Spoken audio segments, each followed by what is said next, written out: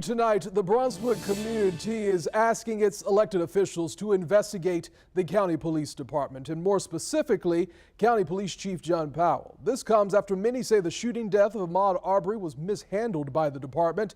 Nearly 2 months went by before an outside agency arrested Arbery's killers. On Your Side's Troy Kless has the story tonight.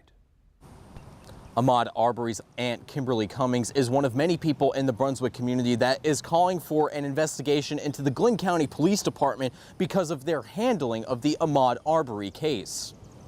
Cummings says her family is still taking Arbery's death hard. On Saturday, it will be 3 months since he was shot and killed in the Satilla Shores neighborhood. Police asked for help from local district attorneys to see if Greg and Travis McMichael should be arrested. They weren't until another agency got involved over 2 months later. We didn't get the right answer from none of them. Cummings says the Glynn County Police Department told her family that Arbery was in the process of a burglary when he was shot.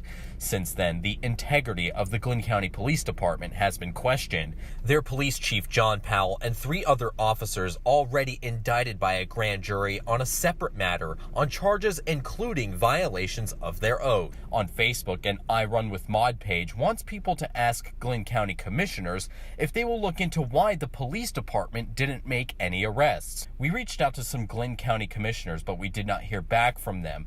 Meanwhile, Cummings says her family is trying to focus on positive memories of Arbery. We're not trying to say focus on negative stuff. We're not. And there's a lot of that going on right now. It is. And the only thing we can try to do is keep our brothers at peace.